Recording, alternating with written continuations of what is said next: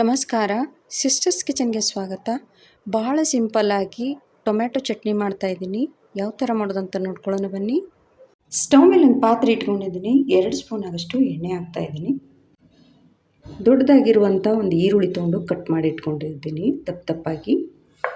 ಎಣ್ಣೆಯಲ್ಲಿ ಹಾಕ್ತಾಯಿದ್ದೀನಿ ಇವಾಗ.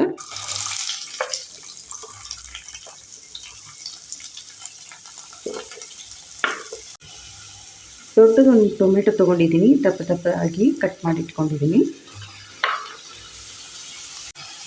ಅರ್ಧ ಸ್ಪೂನ್ ಆಗೋಷ್ಟು ಜೀರಿಗೆ ಹಾಕಿ ಎಣ್ಣೆಯಲ್ಲಿ ಸ್ವಲ್ಪ ಹುರ್ಕೋತಾ ಇದ್ದೀನಿ.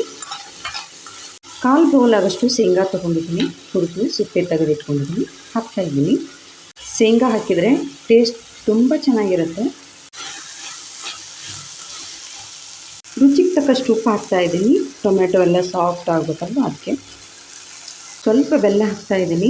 ಬೆಲ್ಲ ಬೇಕಂದ್ರೆ ಹಾಕಿ, ಇಲ್ಲ ಸ್ಕಿಪ್ ಮಾಡಿ. ಆಗಿದೆ, ಇವಾಗ ಸ್ಟವ್ ಆಫ್ ಮಾಡ್ತಾಯಿದ್ದೀನಿ. ಒಂದು 5 ನಿಮಿಷ ಆರಾಕ್ ಬಿಡ್ತಾಯಿದ್ದೀನಿ. ಸ್ವಲ್ಪ ಕೊತ್ತಂಬರಿ ಸೊಪ್ಪು ಹಾಕ್ತಾಯಿದ್ದೀನಿ. 1 ಸ್ಪೂನ್ ಆಗೋಷ್ಟು ಖಾರದ ಪುಡಿ ಹಾಕ್ತಾಯಿದ್ದೀನಿ, ರೆಡ್ ಚಿಲ್ಲಿ ಪೌಡರ್. ನಿಮ್ಗೆ ಎಷ್ಟು ಬೇಕು ಅಷ್ಟು ನೋಡಿ ಹಾಕ್ಕೊಳ್ಳಿ. ಇದನ್ನೆಲ್ಲ ಒಂದು ಸಲ ನೀಟಾಗಿ ಮಿಕ್ಸ್ ಮಾಡ್ಕೊತಾ ಇದ್ದೀನಿ. ಆರಿದೆ, ಇವಾಗ ಮಿಕ್ಸಿ ಜಾರಲ್ಲಿ ಹಾಕಿ ತರಿಯಾಗಿ ರುಬ್ಕೊತಾ ಇದ್ದೀನಿ.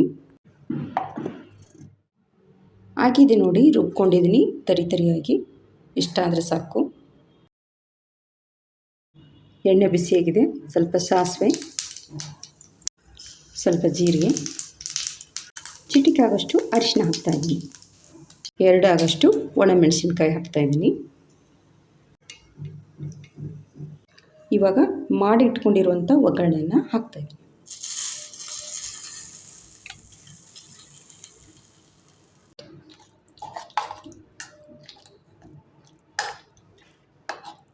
ಒಗ್ಗರಣೆ ಹಾಕಿದ ನಂತರ ಎಲ್ಲ ನೀಟಾಗಿ ಒಂದ್ಸಲ ಮಿಕ್ಸ್ ಮಾಡ್ಕೊತಾ ಇದ್ದೀನಿ.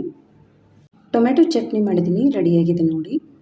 ತುಂಬ ಚೆನ್ನಾಗಿ ಬಂದಿದೆ. ನೀವು ಒಂದ್ಸಲ ಟ್ರೈ ಮಾಡಿ.